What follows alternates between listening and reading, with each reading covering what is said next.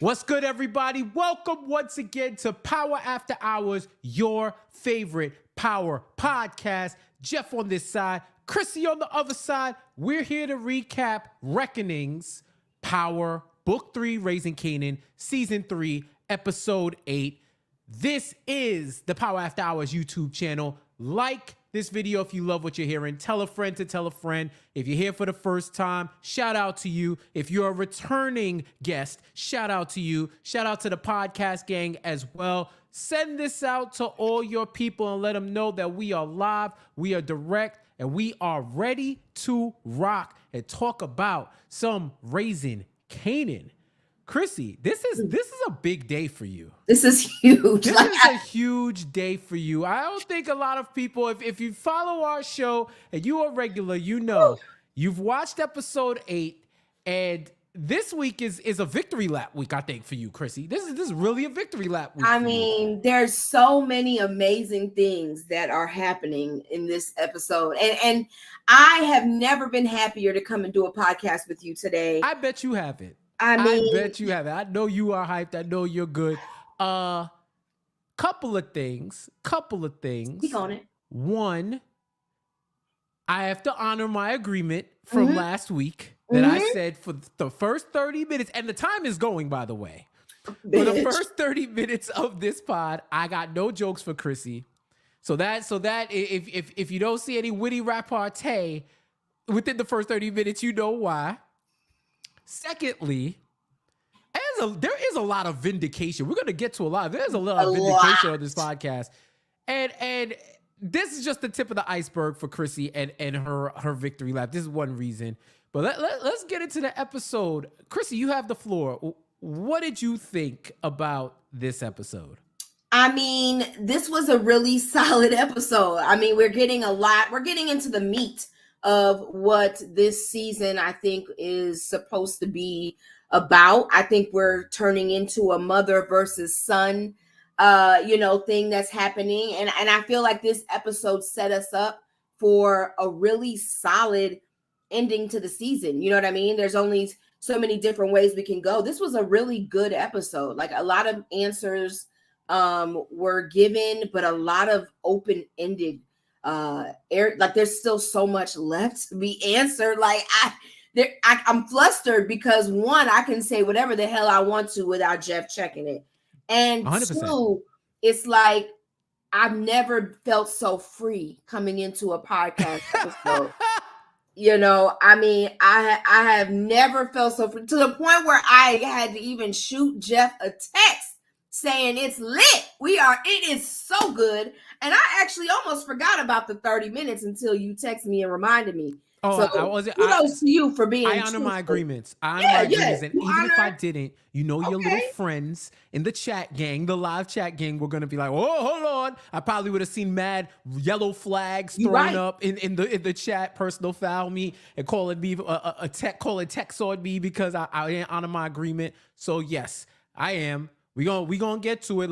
Let's talk about this episode and the dysfunctional Thomas family. Oh my God. It's a mess. We've been saying it for a while that this season is really a tale of two sides of the family. The family who kind of have worked through their stuff and got their stuff together, and then the other side that's still dealing with their personal demons. And nothing encapsulates that more than talking about Lou and Marvin. My God. Lou is completely, forget off the wagon. That man done ran the wagon off the cliff. He lost all his insurance on wagons. He's suspended from driving wagons for at least a few years, probably ever. This man is down horrendous. That I know, we knew he was already getting blackout drunk, didn't know where he was going. He's snitching to Scrap's mom. Now this man shows up at Raq's crib screaming, "I'm a killer," talking about they need to know what we know, completely pissy drunk. Raq has to get him in the house before the neighbors start saying, "Oh, hey, that black woman got people saying they killers in the front front We of ain't in her the or hood no her more. lawn. Right. Okay? Like you can't do that. You shouldn't be doing that regardless, but No, especially yeah. not where she's at. So now you got this situation where Raq doesn't really care about Lou getting better as much as she cares about Lou trying to mess up what they have. And you see that in the conversation with him and Marvin, where her and Marvin, where when Marvin's kind of telling her, yo, Lou need help. He Lou needs need help. us. I got help. I got better. He needs professional help. Like this is what he needs to get by and to get over. And Raq ain't trying to hear that. Raq is still putting the blame on him and saying, that's your brother. You need to clean this up. It's almost as if Raq is not even looking at Lou as her brother. Like I said in the past, she looks at them as business associates. Like she does not treat them as siblings. I mean, hell, she don't even treat her son as her son. You know what I mean? Like everything is about business for her. And I think that we've seen situations in the past where, Kanan wanted a mother and didn't get it. I feel like the only person she has any type of motherly instinct or care or love for is Juke. And it's very weird in the fact that you got your brother who you grew up with, who is sitting there crying out for help. Like Lou is literally, like, without saying I need help, he's doing everything else to show you that he needs help. And the only person that's picking up on said, breakdown is Marvin. And I think it's because Marvin had his own, breakdown, but his came in the form of, I think his rock bottom was with what he did to Juke when he hemmed her up and realizing all of the mistakes that he made, when Juke's mother came back in the picture. So it's unfortunate that Lou's rock bottom, it has left him in a place of aloneness. Like he has nobody Marvin is trying. He's telling Raq, like, we need to help him. Like he needs us right now. Like, and Raq is like, nah, we need to worry about this business. Keep your eye on the prize. Fuck Lou. She brings in her mom to look after him. Like that's going to help. I've never seen another person lack motherly instinct as much as I thought was Raq. But then you bring in her mom, who makes him the most burnt of toast. Like the color of the toast was my phone. Like it was bad. I was like, B, who's eating this toast? And she was talking about, you better eat it. Who better eat it? She wasn't even trying to eat it. She wasn't even. What he finna do with that toast? Like, ain't nobody eating that. So I feel bad. I feel bad for Lou because he's literally asking for help, but I don't know that he would actually take it. I think Lou is so far gone and he's done so many things that I don't know that you can actually come back from that, because who can he really talk to? What is he going to say? I killed 2 people? Like, who can he really talk to? Right. There's nobody. I mean, and I think the weight and the mental anguish from all of those things he had to do has finally broke him. Now everybody's built for it. We see these gangster shows and movies and we think everybody's a hard rock, that they're just killers and there's no ramification. I think it's ill to see the mental toll that it takes on somebody who probably isn't really built like that to handle all of it. Lou had to kill a kid. Lou killed D-Wiz. Then he had to deal with watching his man Scrap get killed because they thought he was a snitch. Then finding out he wasn't even a snitch at all, so he didn't have to die. Then he has to deal with having to kill his man's moms because he got drunk and exposed her to that violence and to that fate because he couldn't keep his mouth shut and hold it down. You see him seeing Scrap. Everywhere he looks, he sees Scrap. He's losing it. He's losing it mentally. And it's like, it's either you talk to Marvin,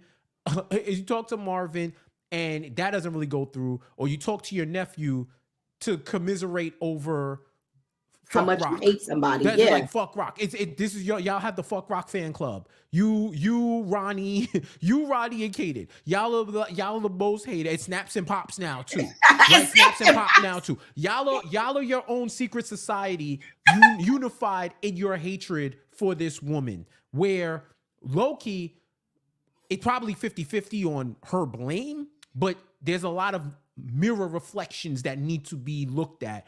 And she ain't, and he ain't doing that. And you see, straight down bad, this dude about to get robbed, and he's shooting his gun drunk at dudes who is trying to rob him, like spilling liquor on him. He's become the ultimate chaos, loose cannon type person where you don't know what he's going to do next. The addiction got him in the chokehold. Even when he went back to the bar and he kind of told Shirley, like, I got to handle stuff for a few days. They didn't even know what few days meant. Well, or for a while. He didn't even know what a while meant. Yeah. Didn't know what a while meant. She didn't even know. To the point where Shirley's leasing out the recording equipment for Famous. Because it's real ominous, right? Like, yeah. He leaves the tape and says, give this to Famous and tell him he should be proud. My first thought was, why can't you do it? Why can't you do it? Where are you going where you wouldn't have this opportunity to give it to him? It wasn't time sensitive. Famous was just vibing. So now he's in a different type of emotional state where he could probably commit harm to himself, harm to others. You don't know what he's going to do. And if Raq gets with that he is this reckless, I mean, she's seen it already, but if she knows the full extent, she's going to probably make a business decision that Marvin don't want her to make. Oh yeah, like that's definitely going to be her next move. She's fed up in multiple ways. I mean, just the fact, for me, I was really disappointed in Raq and bringing in the mother to watch him. I just really thought that was a poor decision. If you thought that mom was going to stop him from leaving your house, like, how dumb can you be? Like, do you not realize how far gone this nigga is? Like, he's literally yelling outside of your house that y'all are killers. Like, that's not normal behavior. And to see him talk to Shirley that way, it almost sounds like he knows he's not going to be around. And I think that that's so sad that even she picks up on the fact that it's not going to be, he ain't going to be back tomorrow. It might be a couple of days. It might be some weeks. Exactly. I don't know. But it's weird to look at someone like Famous, right, who has gone through essentially all of the things that he never wanted to become, never wanted to do. He killed somebody, and we're watching him go through rebuilding himself, right? Like, Famous looked normal in this episode again. Yeah. His hair was actually done. Bruh looked like he took a bath. Like, he just looked normal. He returned to the land of the living. Yeah, and I'm just like, and you look at Lou, and I'm like, I don't know if he can come back from it the way Famous did, because there's no one in his life that's going to give him what Famous got from his mother. Like, just being around his mother, I think immediately changed him back into the old Famous that we saw pre-weed. You know what I mean? Like, I don't know that Lou has that. He doesn't have anybody that's going to be that. Marvin can only sacrifice so much to take care. Like, look at what he's been doing for Gerald, like, he don't have all this time in the day to take care of everybody. Power After Hours, your favorite power podcast. Reckonings, episode 8, season 3, Raising Kanan. You tapped in with Jeff and Krissy, talking everything about this episode. And yeah, Krissy, we gotta have a conversation. 15? Oh yeah, you're in minute 14. You're in minute 14. Don't worry. I'm watching the clock, my boy. You gotta watch it. You gotta watch it because you better bask in this. All right, you better bask in this. This is the best episode ever, y'all. I mean, Jeff can't say shit. I can really just sit here and roast this dude, but I'm not gonna do that. You want to know why? Because Jeff, you my brother. No, don't take the high road. Like that. Don't take the high road. Mm-hmm. Nobody wants to see your morals and principles and values on display. You better take advantage, because I can tell you at minute 30:01, the faucet is turned on. You don't have shit to say. What is you gonna say? Something. I don't know. I'm just gonna be annoying. And then you're gonna be right back where we started, because I'll find another reason for you to have another 30 minutes of silence. So, well, you better get with your team. Okay, you better get with the TikTok team and the people that you got. You know what? Matter of fact, I'm going to chill, because I'm waiting on you. I'm waiting for you to say something. That could be classified. I'm waiting on you to say something. I'm going to hold up. I'm going to see. And you see, I'm being respectful. What I was going to say was I was baiting you, bringing you in. We know you got a team. You all be humble. We know you got a team. That's not even jokes. ladies and No, gentlemen. that's not no jokes. That's not no jokes. But who ain't a joke is Marvin. We gotta talk about Marvin and the work that he's put in to be your favorite sponsor's favorite sponsor. Helping out Gerald and trying to get his life together and also trying to get Juke put on. And this is the part where I just sit back. Because I'm going to let Krissy have the floor because we found out Gerald's article, there might be a little bit more than what it seems. So Krissy, please, let me chill. You tell me about your perspective on the Marvin-Gerald relationship. Picture it. Last week, this time, okay? And I recall spitting out a few things, but the main thing being I specifically said somebody was a Fed. Now, when I said he was a Fed, I got cut off. I was disrespected. And I was told, oh, look at the balloons popping up. Look at my computer doing what it's supposed to do. I specifically said balloons. Gerald is a Fed. Okay. I said Gerald is a Fed. Something's off. I even gave examples of how I thought he was playing Marvin this entire time because I said, wouldn't it be convenient that Marvin came running to his aid all this time? I felt like it set Marvin up to be just spilling all this tea to Gerald. And what do we find out in this episode here today? What we found out, Krissy? We found out that Gerald is a damn Fed.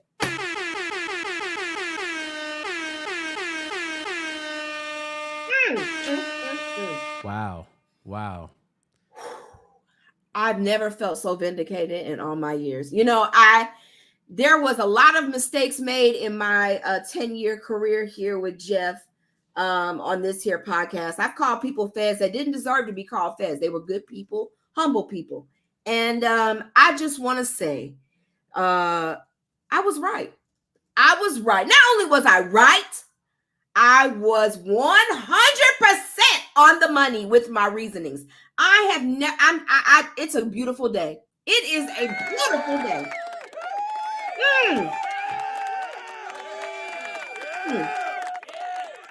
Can the church say amen? Amen? So, I don't like to be that guy. You still got 10 minutes. These aren't jokes though. We're talking, all we doing is talking power. Okay. These ain't jokes. Okay. Gerald isn't a federal agent. He's a Fed. He's an informant. Working with who? So you're referring to Gerald as part of the federal system. Mm-hmm. This is what we do about my sister. We're gonna put our koofies on for a second, ladies and gentlemen. No, I can't say that. That's not a joke on you. You got 11 minutes. Watch it. That's a joke. Hold on. Wait, time out. I'm gonna go to the replay. I'm gonna throw the red. I need to throw the red challenge flag. I get at least one red challenge flag. I'm going to the chat. Chat. Was that a joke on Krissy? What I was about to cook? Was I doing too much? You put a one in the chat if that could have been considered a joke. Because she called the foul on me. I'm throwing the red flag. I want a review. I want a review. Because I was talking about myself, but you taking it as a joke. And in fact, I'll be even so real. I'll pause your time right now. Somebody said one. That's all we needed was one. No. Thank you. I need votes. Thank you. 1 if it was, 0 if it's not. Wow. Thank you. 2 1 3 1. Here we go. Yo, Real Talk Productions. You got something against me. Every week, you got some shit to say. Now I'm getting tired of you too. You and Jeff. Is that your brother or something, Jeff? Yo. The collusion that's happening in this chat right now. You know what? You're right. I'm going to start it back up. So now you got until what? 31:30. I'll give you until 31:30. But yes, let us talk about the federal system that Gerald is a part of. And why is he a part of that? Why is he a Fed, Krissy? What has he been doing? I mean, something. Okay, so let me stop being jokey. Something tells me that Gerald got popped on some drug shit, and they are now using him. The question is where it came in at. Did it come into when they were in the the round table group where they were getting help, or is this something that happened after? I don't know where he started his federal agency. So he started a whole other agency. Yeah. All I know is that nigga caught up, okay? Yeah. And he's a Fed. All right. When you working with the Feds, it don't matter where you at the spectrum. You just a Fed. Fair point. 100%. You and I. That heroin got him caught up. So they probably saw him and cornered him and found out somehow, some way that he had a relationship with Marvin. Found out that he was an addict, and now they're using it against him to say, you need to give us info or you're going away for your addiction. So now he's in a rock and a hard place. He actually kind of got to take Marvin's advice now and take after his kids. Well, you also have to wonder how much of what he's told Marvin is the truth.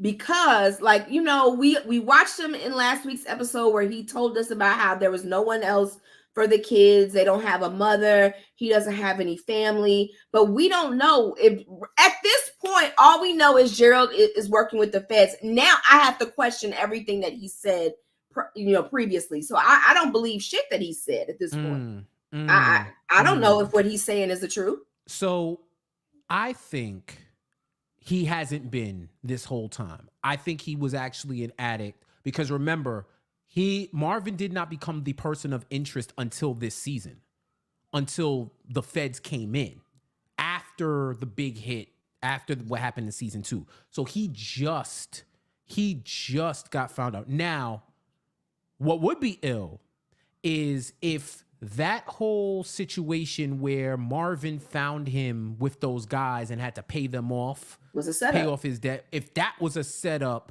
to get him in Marvin's good graces, and then they're building the case. Now, he didn't give any indication that he was, which makes me lean towards that wasn't a setup and it just happened recently. Because remember, Marvin was the one that told him, you should cover my daughter. If he would have suggested it, I would have said, ooh, why? How do you know about her? And when he was asking all those questions at the table, that was when my antenna went up. I was like, damn, you sound like you got a wire on you. And even Marvin said that. It's like, yo, you got a wire on you right now? Yeah. Like, what are all these questions about? Like, you really do sound like you got something going on. And I feel like Marvin kind of caught wind on that. Like, why are you talking? You got a friend on the inside that just so happens to tie my daughter to some alleged illegal activity with a record label that she just recorded one track at, that, yes, my family has ownership in. Why is that a part of the story? And journalistically, I can understand why you would put that in a story. Yeah. It is a story, but it was just the way he was asking the questions. It sounded like he was trying to get Marvin on the record to say some craziness. And I don't like the cops. When I saw the Feds, I said, well, the first thing I said was, wow, that's crazy. Second thing I said was, Krissy gonna get my ass. Fucking Krissy. I was just waiting.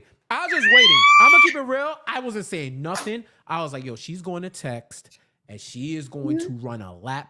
And sure enough, she sent the text and she ran that motherfucking lap. Because I don't watch the episode until right before. I watch it on Mondays, right before this podcast. So the moment I saw him get in that car, I didn't even finish watching the scene. I text Jeff. I said, ain't this some shit? I said, can I get an amen? Because I just wanted to admit, I called that shit last week of all times. I don't know what made me think he would. Something ain't sitting my spirit. It wasn't sitting right with Gerald. I don't know, man. It makes me sad that Marvin is the focus of anything this season, because if anybody has redeemed themselves, it's definitely been Marvin. And it sucks that the person who's doing so good is just the one who is going to probably get taken down in some way by the government. Damn.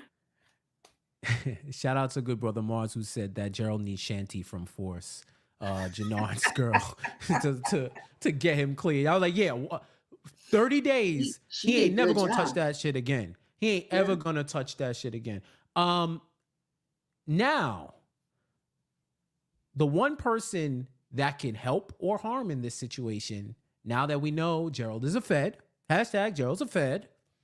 Now that we know that, the one person that can help or harm is Detective Howard. Detective Howard could be the one that helps or harms this situation because he's been the guy on the inside that's been checking for what's going on. He knows that Marvin's being investigated, like he is the person of interest. So now if he finds out about Gerald, what is he going to do? Is he going to tell Marvin, or is he going to let it happen and let Marvin go down? Right? So he has a power position of influence within the department now that he's about to get that liaison position too. He can be set up for a while, but little does he know his clock may be ticking also, because Burke's pops, Captain Burke, is now starting to slowly piece together that Howard may have had something to do with Shannon's death. Her death. What's crazy is that the dad, I don't think he's not in the mind frame of Shannon didn't kill herself. Mm-hmm. He's in the mind frame of what happened in her life that led her to make that decision. And I think in the process of getting all of these questions answered, he's going to realize that ain't no way my daughter killed herself. Like she, you know what I mean? I think it's just going to take some time, but he's slowly unraveling those pieces that are going to lead him back to the main character that she was like hell bent on taking down, which was Howard. And I don't know how much time Howard got left on his clock, because that dad is, when you are dealing with your child, ain't nothing finna stop you until you get justice. Just the same way like Nicole's dad essentially went and did what he had to do to get the answers about how she died, right? Right. So now that, you know, he's looking into what it was about that case with Nicole, going to speak with Nicole's dad and finding out that it was Howard that gave him that little nugget of information. It was just enough information to shut everything down. Right. Like Howard had a way, he has a good way of like people trusting him. Like he's just really good at, like, even Shannon's girlfriend, you know, when he went to her and talked to her, she believed what he was spitting too, you know. But it's crazy to me that it's taken this for people to realize how dirty Howard is. Like y'all ain't questioning. We still forgot about him being shot. Ain't nobody, we ain't talking about that no more. Like I just boggles my mind. But also, why is Howard not telling Raq about Marvin being investigated? Because he had that in his pocket last week, in last week's episode, when they met up in that garage, and he didn't tell her. So why is he holding back on that? I don't understand, because it can still come back to him. It could. It definitely could. It definitely could. I feel like he's doing it because he wants to keep some type of cards for himself, so that he can use it in the event that he either needs to save himself. Really, if he needs to save himself from the cops or from Raq and her people, he doesn't want to feel like the errand boy, in a sense. Got it. He wants to be able to say, like, you need me as much as I need you. That makes sense. So this is how it's gonna go down. At least that's how I'm seeing it. And Marvin, he's been real elusive for this whole series, where he hasn't really gotten caught up. He's gotten caught up, but he's been able to get out of situations. Yeah. But this one, the way they are building this case and the way they want their desire to have somebody go down for this situation, it has me a little worried for the brother. It definitely has me a little worried. But he is also, I'm telling you, he is the fixer. He's ultimately solving these problems. Yeah. And he's even doing more work for Raq, where Quan is giving Raq that information Yeah. that, hey, one, you supposed to be expanding. You supposed to be expanding what Unique had. You're not doing it. Now we got some other person,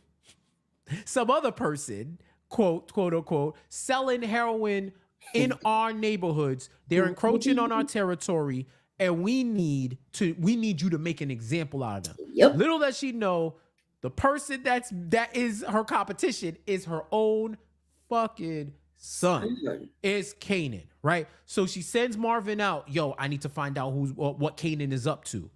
I need to find out what Kanan is up to. Marvin, you follow them, do whatever he's got to do. Marvin ends up finding out that they are pushing heroin, tells Raq, and then once he sees the South Side slips, lets Raq know, okay, this is what Kanan is moving. So now you got to make an example out of your son, which is what she ain't trying to do.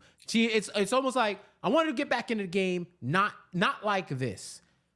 So she already knows like that, this. Right? She already knows that he's hanging out with Ronnie. She knows that Snaps and Pop has some situations going on. So she's trying to one, get Kanan out of that situation. Two, eliminate the competition. And three, find a way to expand, because homeboy that owns the supplying company wasn't trying to mess with her either. So she had three problems, two of which Marvin was able to help out with, finding out that it was Kanan, and also taking those pictures of homeboy to which was ill, to blackmail him into working with Raq. And then Raq had to have that meeting with Snaps and Pop to talk about leaving her son alone. I mean, you can only do so much, baby. Like, Raq this was an episode of solving problems for her. Like, she was out here just trying to figure shit out. And it's crazy to me that what got me laughing was the fact that she was telling Marvin, like, I need you to find out what Kanan is doing. And Marvin really thought that Kanan was over here just pushing weed, having a small operation, right, only to find out that Kanan is literally moving weight of that heroin, okay? Like, that boy is putting in work. He's got multiple connections, and Kanan at this point is bigger than I think even he realized until this episode. Mm-hmm. Like, I think this is the episode where Kanan realized how to utilize his allies. And we're now looking at Raq, who is thinking she's solving problems, but she's really adding more onto her table that are not going to be within her eyesight. Right. Going to Snaps and Pops, and now Snap and Pops is mad. They got an agenda now. Now you done riled them up, because you think you run shit, but in reality you don't. And I think that Raq being out of the game, even for that small amount of time, I think everyone looked at that as a weakness, and she's now coming back, and people aren't taking her seriously at all. Like, especially because they working with your son. Like, they can find out all the ins and outs if they need to. It's not that big of a deal, but thinks she's putting out fires, but all she's doing is adding more, she's adding more wood to the flame, baby, and it's just gonna burn up on her head. Come on now. Okay, analogy. All I'm saying is Raq in trouble. I think this, and when you look at it from an even bigger point, if Marvin goes down, Raq really don't have shit, because who does she have that she trusts other than Marvin? There's really nobody else that she has that she can lean on to get that help that she's going to need. So really, Raq is in a tough spot, and she don't even realize it because she thinks she's doing shit, and she really not. Yeah, and I love that conversation between Raq and Snaps and Pop, where you got the OGs telling her, yo, you talking to us like we don't know what you got going on. They know about Stefano. They know about him supplying her with the drugs, basically saying you are allowed to operate because we're allowing you to operate. Yeah. When we tell him stop messing with you, he gonna stop messing with you. We paved the way. This whole game was built on our blood, sweat, and tears. So don't try to come in and tell us different. And Raq is kind of like, y'all think we owe you something. Y'all think y'all run stuff and can nobody move in. And I'm here to tell you that ain't the case. Like, just stay away from my son. I don't care what y'all got going on. Y'all saying that you supply Ronnie and you're dealing with Ronnie. I know what the game is.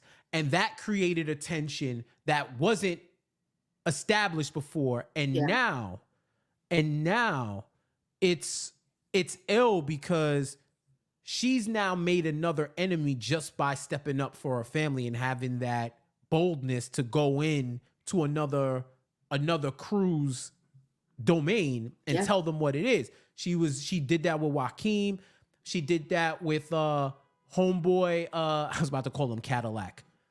Homeboy that they ended up killing, that the connect, the dude who was invested in Bulletproof Records. Oh yeah. They went to his high rise and killed him. Right. The dude from DC, and then the DC guys cut Raq out of her connect. Like, she is not. This what got us in this shit last week. See, we're not knowing names. I bet you just start popping off on his name. I don't know his name, and I'm not searching. You see where my hands are at. I'm not searching. Cartier, thank you. Cartier. Thank you. You said that as if you knew.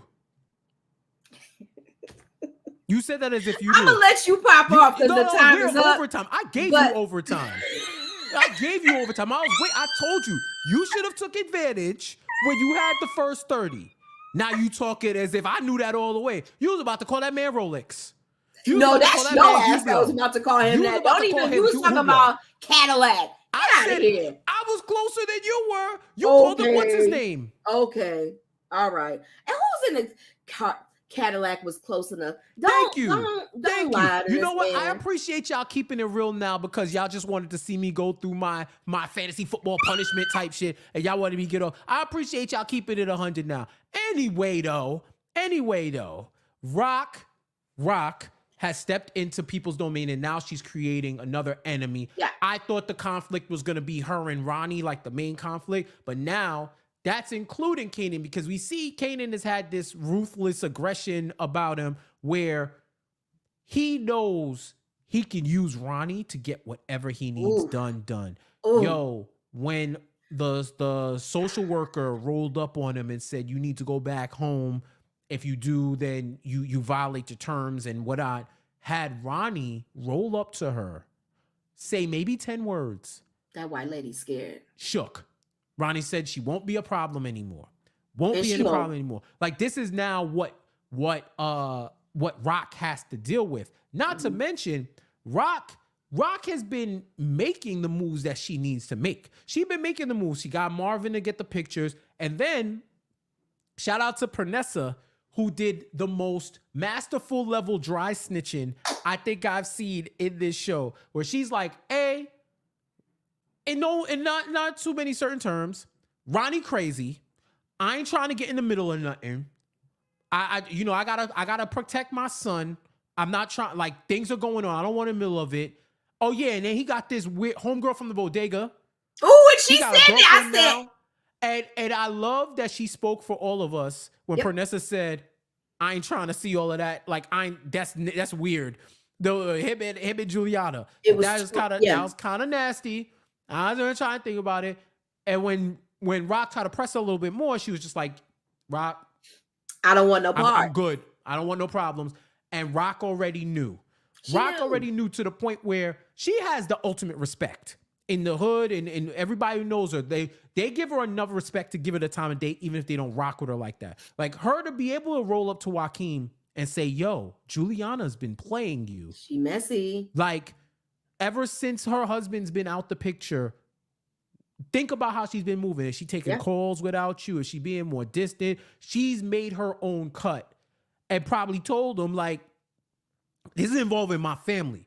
I need to get my lick back. And especially because Juliana was instrumental in cutting her out of the deal. Oh, absolutely. So she did all these things, and now you messing with my family. And Joaquin basically said, let me check out with my own people, and I'll let you know if you got the green light. That's how cold it was. Joaquin saw that and was like, you know what? Handle I ain't it. even grow up with her like that. You do what you gotta do. He let her go. He was like, eh. She an in-law cousin. It's good. It's whatever. That was the thing, that she was talking too much in these meetings with him. Like, she was acting like she was queen shit. You know what I mean? Like, you know, she could just say whatever, do whatever, tell him what to do. And I'm really glad that, like, he finally gave that green light. But I love that Raq actually went to him and asked for that green light, because she easily could have just been like, fuck it, and, you know, went and handled it on her own. But she did what the right thing, I guess you can say. You know, when you're in that world, she did do the right thing by going to him first. And so respect to her for that. But in all honesty, ain't nobody else doing it that way. She's the only one that is doing things the right way, because I can tell you right now, Kanan ain't operating that way.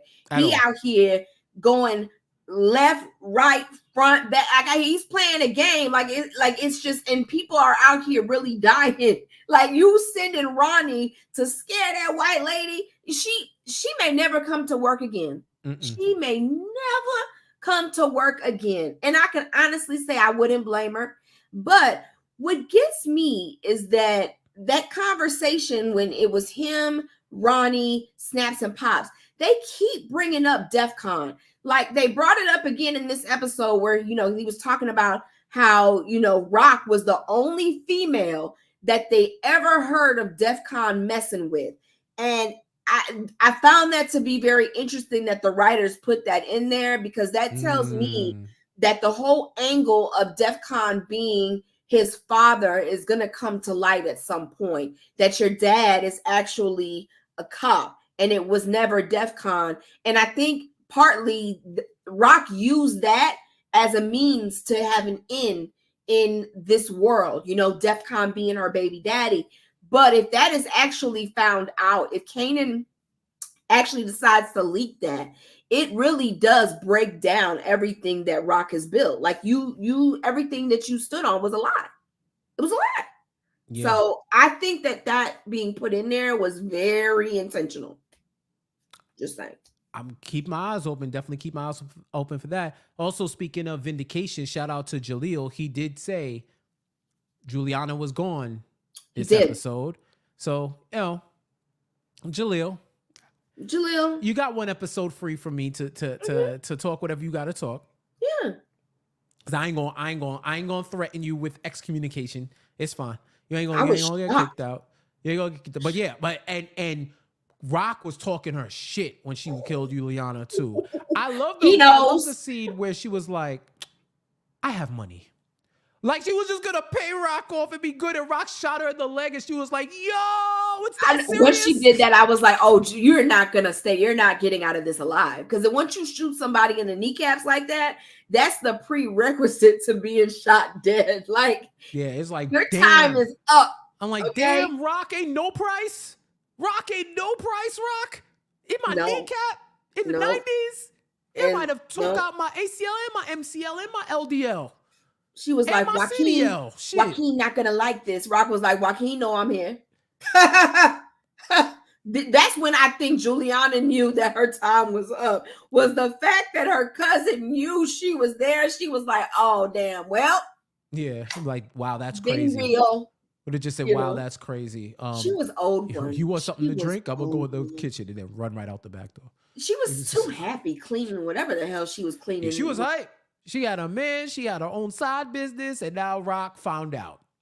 She should have known. She should have known that was going to happen. But that was also her hubris. It happens to a lot of power characters. They get off their own supply and they end up ODing. The game makes them OD, right? So that's just what it is. That's just what it is. So yeah, it's a great episode 8 to me. I think they did their thing. I enjoyed it. It's having me heavily anticipating the next couple of episodes, and I'm worried about a whole lot of characters. Let me shout out to Good Brother Mars. Thank you for the super chat, Good Brother Mars. Thank you. I have money. I can pay you. She thought Raq was Uber Eats. What are we talking about? She thought Raq was Uber Eats. Rock said, in case you thought I was playing, let me just shoot your kneecaps right quick. Okay. Yo, Juliana did what everybody thinks they would do if like a hitman rolled up Oh on yeah. them and was like, yo, would say, yo, I pay you triple. You see that in the movie? I pay you quadruple. Whatever you get paid, I can pay it double. What's up? Just leave me alone, please. Right. It's like whatever they paid, I got triple. What you gonna do now? If it's about the money, right? I know, unless you beat that one hitman, it's like it's for the love of the game. No, the moment I saw Rock's hair was slicked back, I said, oh yeah. Once you saw her hair, I was like, oh, it's a wrap. I'd be you're like, dead.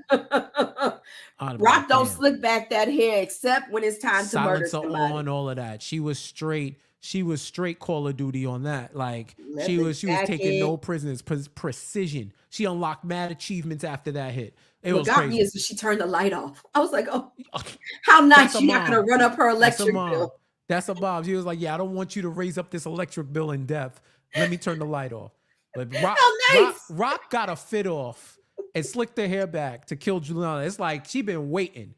She been waiting for this moment. So it was time. It was overdue. Like if there was anybody who Rock was like, you deserve this, it's definitely her ass.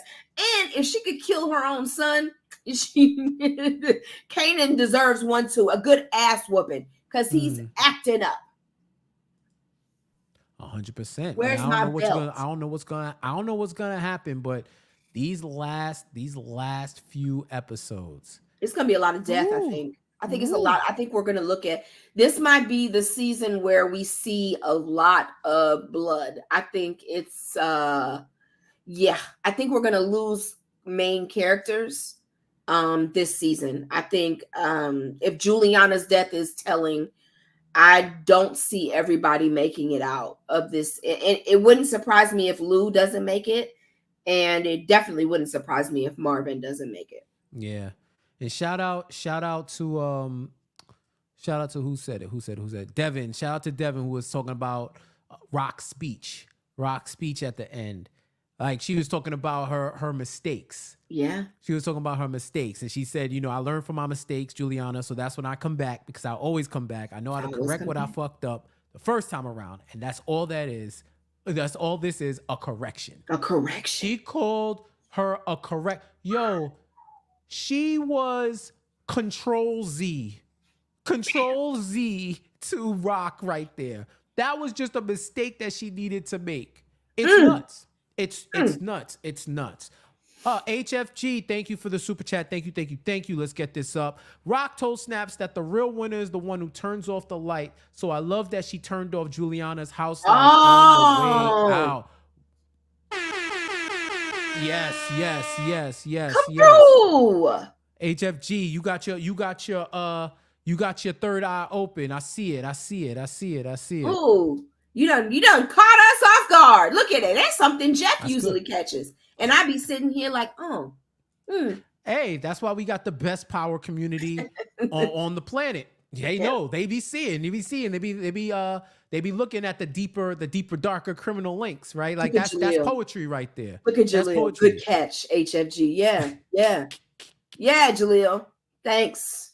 That's probably what he's saying. Thanks. Y'all, you're hilarious. Any predictions for next week, Jaleel? You see what you have wrought upon you by letting Krissy get 30 minutes free of commercial of joke-free podcast. Don't start. Look at the monster you created. I'm about to give y'all a speech. Jeff. I'm about to give y'all a speech.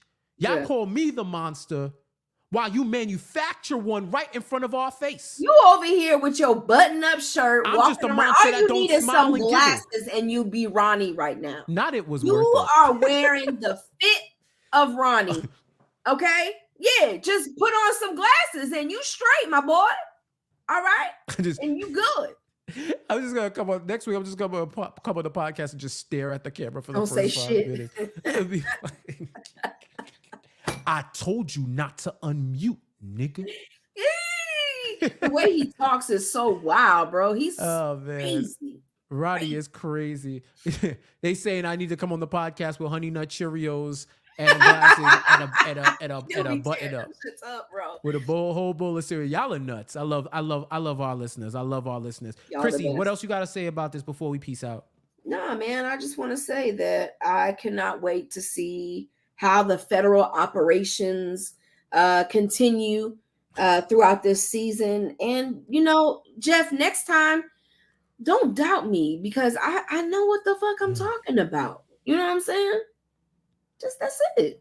You have a lot in common with broken clocks because twice a day, y'all be correct.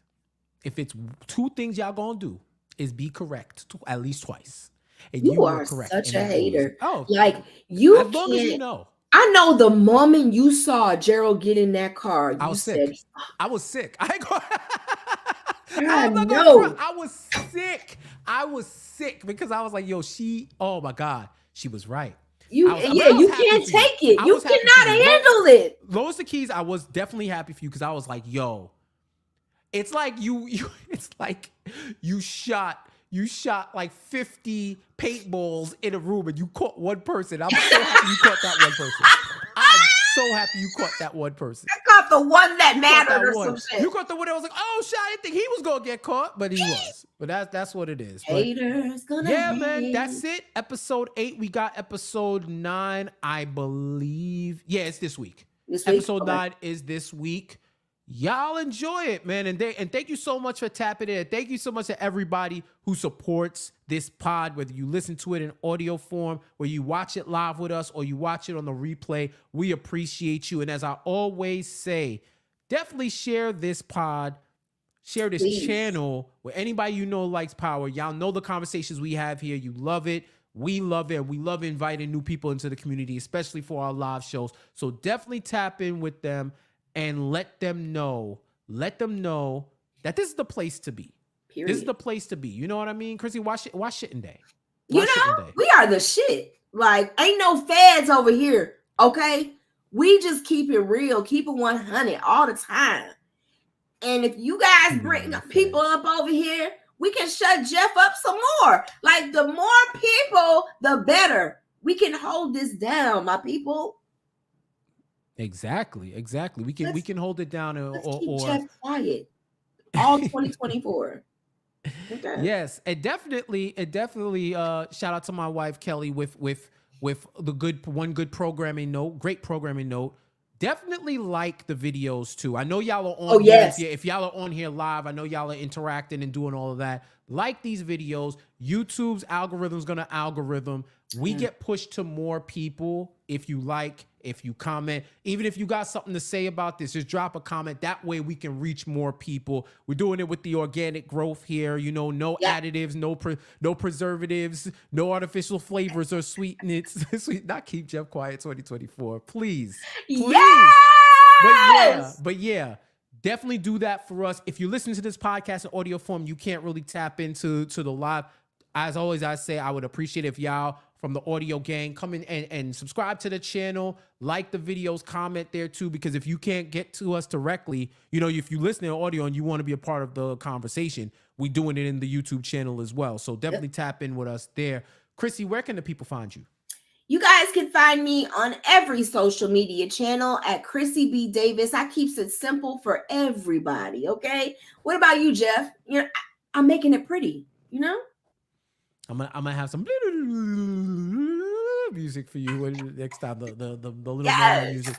Jeff J says all social media. I'm here on Power After Hours talking about everything in the Power universe with you. I'm also over at the Jeff J Says YouTube channel, sports, culture, commentary. We got sports betting there. We got NBA talk. We're covering all the way up to the Super Bowl with our best bets. I even have a little bit of wrestling talk for you wrestling heads in there too on the road to WrestleMania. You let me know what's up. Go shoot me a like and a subscription over there too if you love sports talk. You really love what we got going on. And that does it for us. For Krissy, I'm Jeff. This is Power After Hours. Thank you for joining us, family, and we will talk to you next week. Peace.